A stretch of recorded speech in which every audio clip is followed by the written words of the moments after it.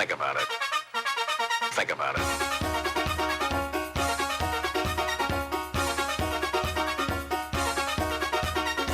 Welcome everybody to High School Basketball Weekly. Once again, I'm Tim Morey alongside of my broadcast partner, Rick Bull. And Rick, we are right in the thick of it in the high school basketball season. We had a great week this past week in high school basketball action. We're going to cover it for you right now. And we're going to start off on the boys' side this week, Rick, with the Drury Blue Devils. They are in a bit of a funk as their record now stands at 500 and they're having some difficulties. Yeah, Tim, I've mentioned on this show before, and I've talked to you about it. The Blue Devils were at home for the beginning of the season, and then they had a road trip coming up, per se, where they had 7 out of 8 games on the road. And quite frankly, a few of those games are really, really tough games, especially in the Hampshire South that they won last year in its first year of existence. But you've got 2 really good teams that are right behind them last year in Pioneer Valley that always gives them fits, and Hopkins Academy, who Drury always starts the season out with, and now in the same league, and they play home and home. So those are going to be very, very tough games. Those are 2 of the best teams in Western Mass in D5 right now. We'll talk about that later. But they went to Pioneer Valley after coming off a couple of losses last week. And I stated, Tim, that very, very rarely, hardly ever, do we talk about 2 Drury losses in the same week. They always pick up a win or 2. And they had lost a couple, and they've actually lost like 4 in a row now. They got beat 61-46 down at Pioneer Valley. Louis Gelati led them with 14. Miles Beauchamp, the sophomore, who's a good shooter, he's just got to become an all-rounded ball player. He had 12 with 4 threes. Amon David had 10, so they had 3 kids in double figures, but just not enough to get over the hump at Pioneer Valley. And then they lost their 4th straight down at Wacona. And that you look at that on the schedule every year, and when the Blue Devils go down there, much less the Warriors come to North Adams, that's a tough ball game. They have a very, very good team. Coach Belcher's got a very, very great boys squad down there. They lost that one 82-58. Gelati had 22. Amon David had 14. Sammy Mormon contributed 9. In that ball game, though, I'd like to give some kudos to the very, very talented Wacona Warrior player, Brody Calvert, who was their leading scorer last year and is kicking it off this year. He scored his 1,000th point early in the first quarter against the Blue Devils. And anytime, Tim, since you and I have been doing High School Basketball Weekly for the last several years, we always give a shout out to any young man or young lady, whether it's the teams we cover or something in Berkshire County or even something in Western Mass that's worth talking about. But Brody Calvert, along with his sidekick Pat McLaughlin, they've been the 1-2 punch down for Coach Belcher the last couple of years. Expected to have a pretty good run again this year. They're a very well-rounded team, and he's a good ball player. He's a heck of a guard. No question about it. He's one of the finer guards in all of Western Massachusetts. He is a very, very difficult matchup for teams to deal with. Calvert and McLaughlin for Wacona, and there's a reason why this team is having such a great season this year. And they are a tough team, especially to play them, Rick, down in Dalton. That's a tough court for any visiting team to go into. And, you know, the Drury, they're just in a tough stretch playing some very, very good ball teams here. Pioneer Valley is a very good squad. We're going to talk about them a little bit more as this program goes along and as the season goes along. And they're going to be a definite, in Western Mass, a definite team to contend with in Division 5. So Drury, you know, they go on the road. They're still on the road. They're going to be playing Lee. A couple of winnable games, I think. Right. They're going to have to take care of business, Tim. Exactly. They've got to take care of business. They have Lee tonight and then Lennox next week. So both games that they are possible they can win. There's no question about that. And we're going to look to Drury to rebound. They stand at 500, a 5-5 record, but they're really over the brunt, in my opinion, of the difficulty of their schedule. Another team that's been on the upswing, Rick, the Mount Greylock Mounties. They now stand at 6-5, and they had a nice win defeating Lennox 71-51. Yeah, and Lennox is a pretty darn good team too. They were up and coming last year, gave Drury fits last year towards the end of the season, and started playing really, really good ball. And Mount Greylock took care of things 71-51. And you got to remember too, they're coming off a very disappointing loss recently against Mount Everett, which was unexpected. And I think Coach Thistle would tell you that he didn't expect that either. But in that win over Lennox, though, Chase Doyle led with 24. He's been their mainstay, an incredible guard with the Mounties. Jackson Chelsea, who we haven't brought up too much anymore lately, and Seamus Barnes. So they're two bigs, each added 10 points apiece. And then they played Paulo Freire, who was, Tim, as you remember, the state Division V finalist last year against Maynard. Right. And they gave them a battle in Williamstown, losing 69-63 to Paulo Freire. 4 Mounties in double figures, with Doyle with 17, Barnes with 15, Chelsea with 12, and Max McAllister with 10. So they're going to be okay. They're sitting at 6-5. They got over that 500 mark now, and they're 5-0 in the Hampshire North. They were 10-0 last year, so they're halfway to another Hampshire North undefeated season. You and I talked about that earlier, before they even started. We would not be surprised if that happened. And that's tough to say that a high school team is going to run the table. There's upsets here and there, but they're looking really good. Coach Thistle, as Coach Jacoby on the girls' side, they seem to progress as the season goes on. And we talk about on this show so much about how senior-oriented they are. They're very poised, and they're talented, and they're going to do a better run this year in D5 and in Western Mass than they did last year. I really truly believe that. Right, and I think, as you alluded to, Rick, they're over the toughest part of their schedule now. They stand at 6-5, and again undefeated in their league, and it looks like they stand a very good chance of going undefeated again this year. So the Mounties will be, especially in Division V, Western Mass will be a team to be contended with. Hoosick Valley, Rick, they had a nice win on the road over East Hampton, and then they lost a tough game to Pioneer Valley, and we just talked about Pioneer Valley. They're a nice squad. We'll talk about the Pioneer game first, Tim. That was a loss in Cheshire. That tells you, what Pioneer Valley's got. They're right towards the top of D5 in the state, and certainly in Western Mass, right around with Hopkins Academy. They're only lost to Hopkins this year so far. And in that game, the score was 60-53, by the way, with Hurricanes on the short end. Joey McGovern led the way for the Hurricanes with 18. Cornell Bradley had 13. Frank Field had 10. And so we know that every game, you're not going to keep Field and McGovern down. They're going to have their double figures. You don't know where. Could they be in the 20s? Yeah, they both could be. They could be in the teens, most likely. But they're on the shorter end this time. But it's good to see those ninth graders.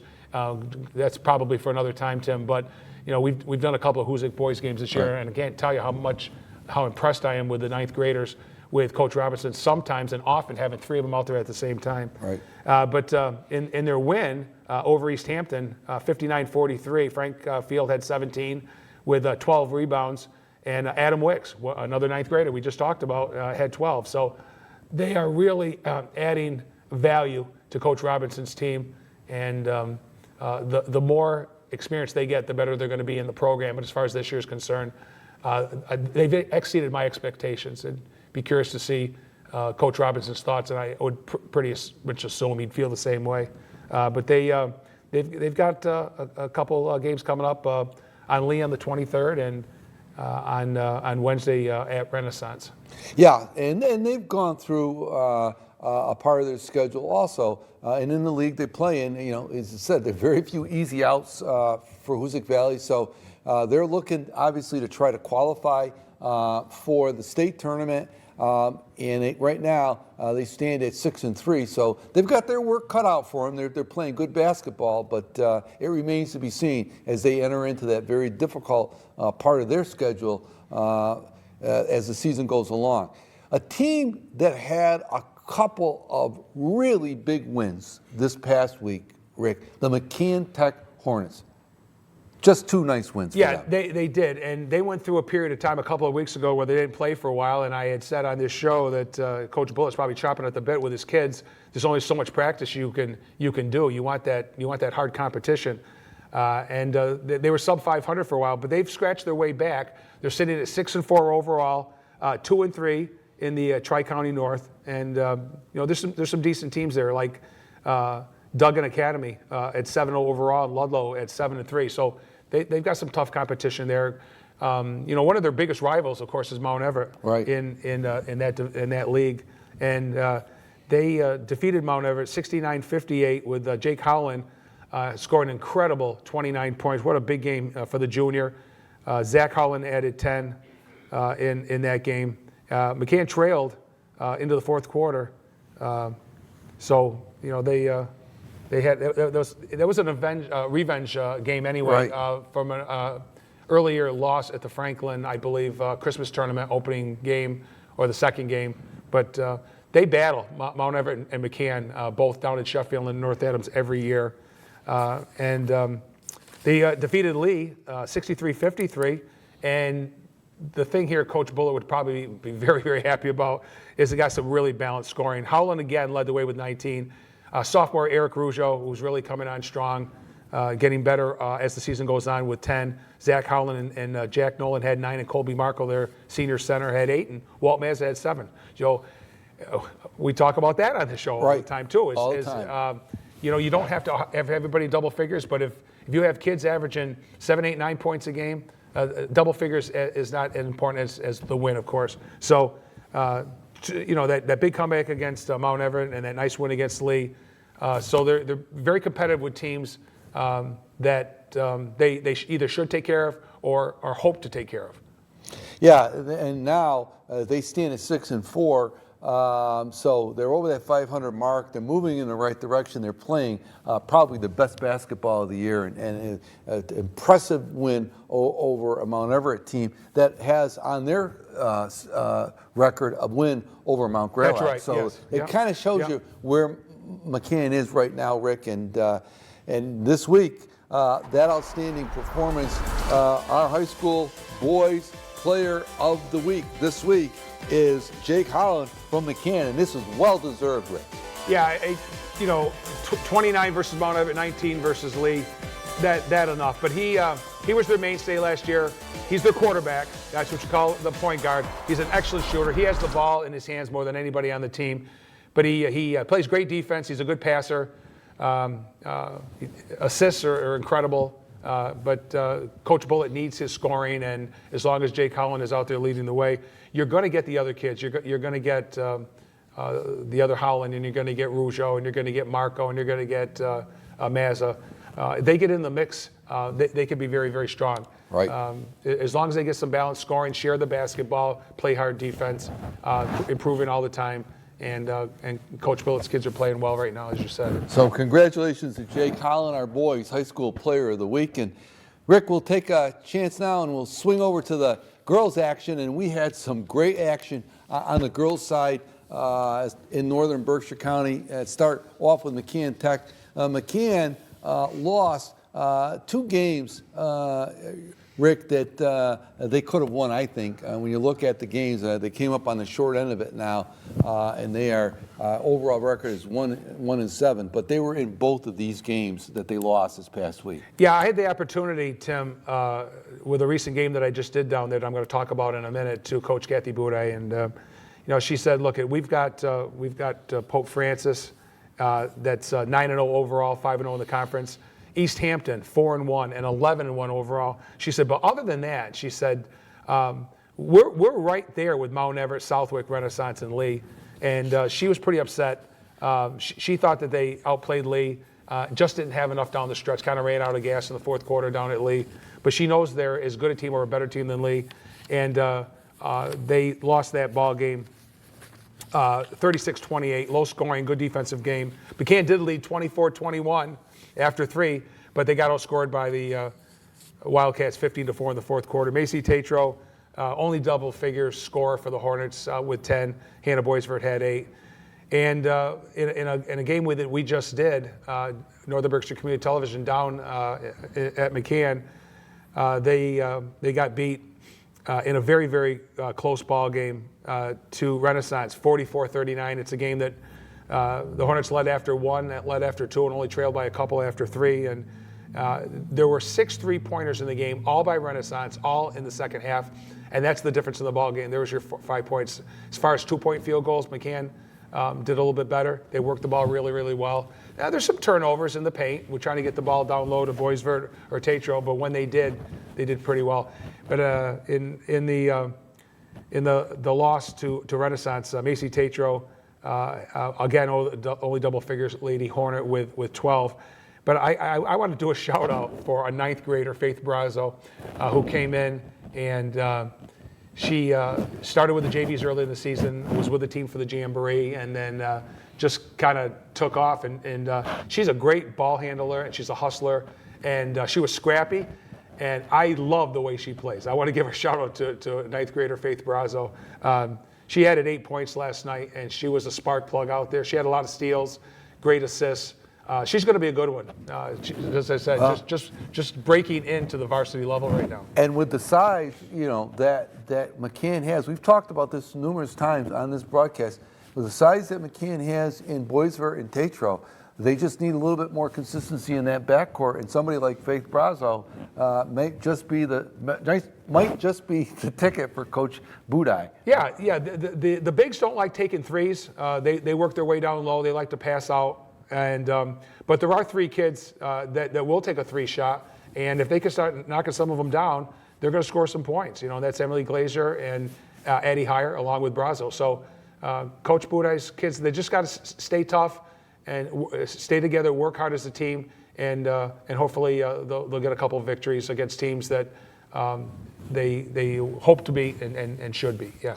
Well, the Mount Greylock Mounties, Rick, they had a great week this past week, and they got a big week coming up.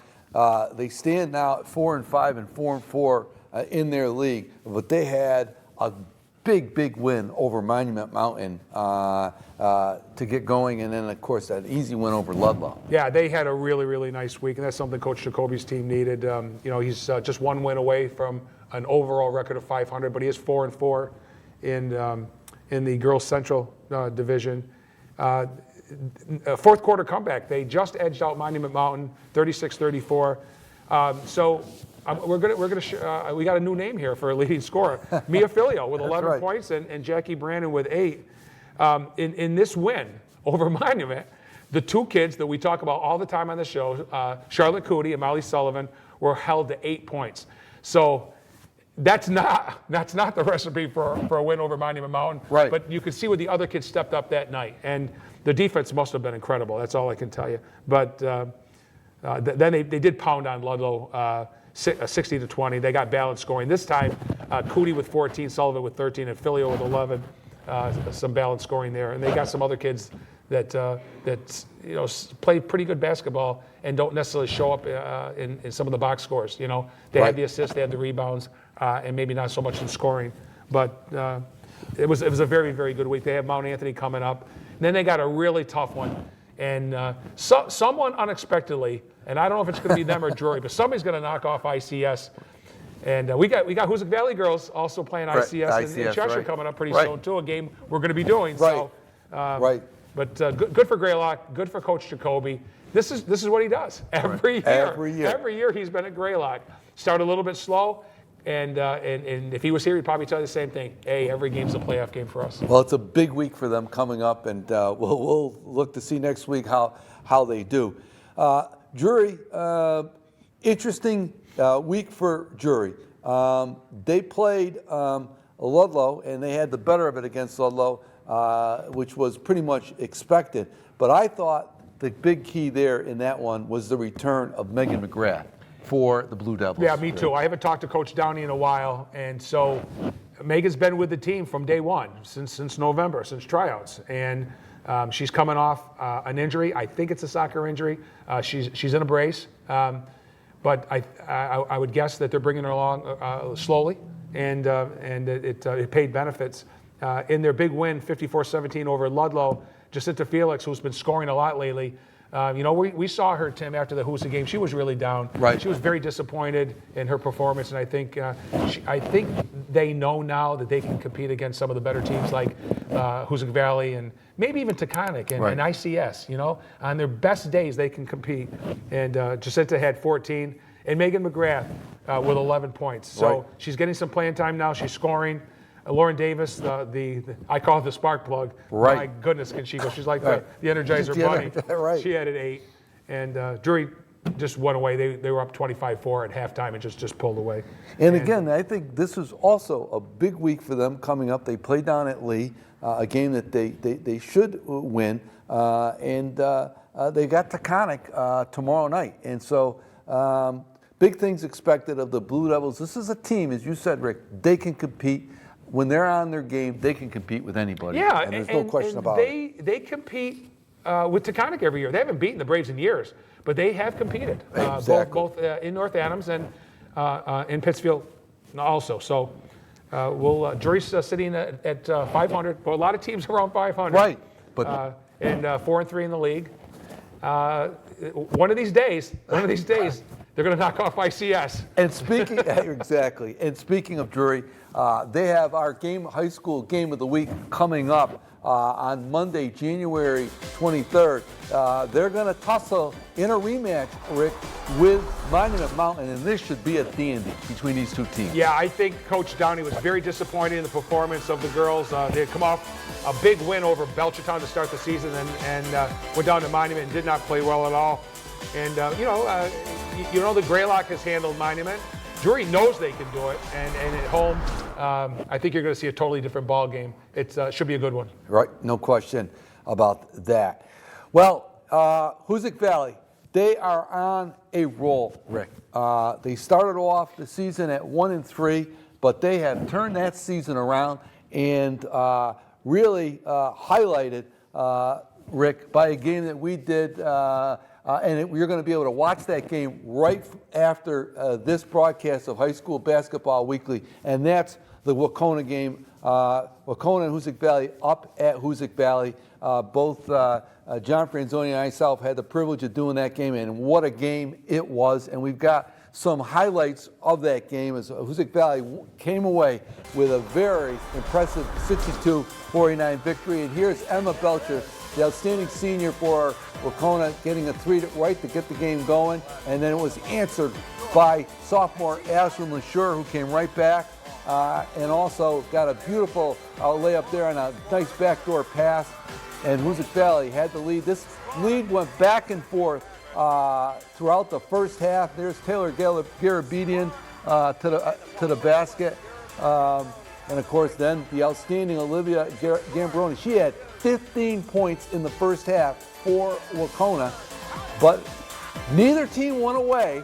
And some big shots, Rick, made by a lot of different players in this particular ball game. Hoosick Valley got a great work out of Hannah Shea, Marion Capiello, Emma Meswer, a lot of big shots by both teams made by not necessarily the people you expect them to make. But in the end, it was a big fourth quarter for Hoosick Valley, and Gabby Billets and Garabedian came away with some big action for them. And they came away. This was one of the better high school ball games that I've seen in a while up at Hoosick Valley. These two teams competed and played hard. Yeah, it seems to me, Tim, you talk a little bit about them taking off. They were at 1-3. They had that tough loss to Pittsfield, and then they won the game just before the Drury game, then trailed the Blue Devils at halftime, and I think that's when they took off. That second half, that victory against the Blue Devils on the game that you and I did up in Cheshire, got them going, and this was the sixth straight win over Wacona. Of course, it was 62-49, but I know you and Coach Franzoni doing that ball game, and folks will see this game right after this program, had stated that the game was closer than that. Right, it really was. But a big night for and avenging an earlier season loss, and they had that rivalry, Tim. Not just the same league, but two Berkshire County foes that have had incredible programs for so many years now. Ashlyn LaSure led the way with 15, Garabedian had 13. Gabby Billets and Hannah Shea each had 10. But like you said, you have Marion Capiello and all these Hannah Shea, Emma Meswer. Right. They can all knock down threes. Right. We talk about kids that sometimes don't shoot threes or don't have a great outside shot. But Coach Frederick's got a bunch of kids on his team that can shoot the basketball. They got the green light when they're open, and they've been knocking them down lately. And then they won their 7th straight, defeating Hampshire 58-42. Billets and Garabedian each scored 14. LaSure and Abby Scalaba had 8. But they're deep, Tim. They're very deep. Right. And he's getting contributions from a lot of kids off the bench. And, I think Gabby Billets recently it's stated, we're confident with all our players. It doesn't matter who comes off the bench. We have a lot of faith in all of them. Right. Well, as a result of the efforts of 2 Hoosick Valley players, we've got co-girls players of the week this week. The first one, senior Gabby Billets, and you're seeing her, Rick, and I talked about her last week. She's now averaging around 10 points a game. She does it all for the Hurricanes. Underneath the basket, she made some big baskets in the second half against Wacona, and she followed that up with a 14-point performance for Hampshire. And you're looking at a young lady who's probably had one of the better high school careers of anybody in Berkshire County history in terms of her awards and the games that they've won. And followed up Taylor Garabedian. She is a handful. The junior can do it all. She plays underneath the basket. She can step back and hit an outside shot when she needs to, and she's also having a fine season as well, Rick. Yeah, she can play outside, she can play inside, but the toughest thing with her is try to stop her on the dribble drive. Right. Oh my goodness, And I'll tell you what, she has this knack of maybe creating a bump, but nothing hard enough for an offensive foul. Right. And she's hard to guard when she's on the attack going to that basket for sure. Okay. But they're quite a 1-2 punch, and they deserve co-players of the week this week. Well, we got a moment on the show, Rick. We want to talk about the MIAA Power Rankings. They just came out now for the first time this past Friday, and they will be updated every Friday from here on out, and we'll give those updates to you right here on High School Basketball Weekly. But in Division 5, and we're going to really focus this week on Division 5 because that's where most of the teams in Berkshire County and Western Mass that we deal with, they reside in Division 5. We'll start with the boys, Rick, and of course Taconic. They are number 1 in Division 5 rankings. They are a Division 5 school. As big as they are because they are a vocational school, they are in Division 5. They have the number 1 spot really by virtue of their record and their competition. And then you see some teams that we've been talking about here. Hopkins, very good squad. Pioneer, you saw Hopkins. Hoosick Valley in now at number 10. Drury, 13, and Mount Greylock at number 18. So you see them all kind of clustered there, Rick. Yeah, Mount Greylock could go up a little bit. Drury might go down a little bit. Hoosick might go up a little bit since they first came out. But, Taconic classified as a D5, something we talked about last year.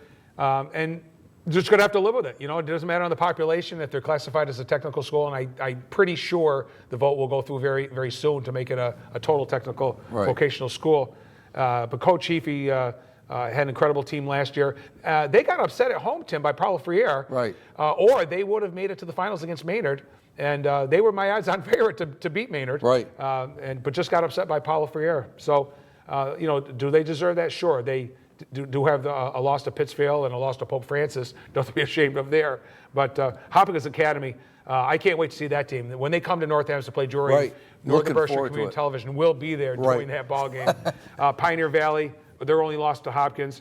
Hoosick, like you said, Tim, you're not really sure what their record's going to be at the end because they're going to hit the road towards the end of the season with some very, very tough competition. But they're going to be there. Drury will be there.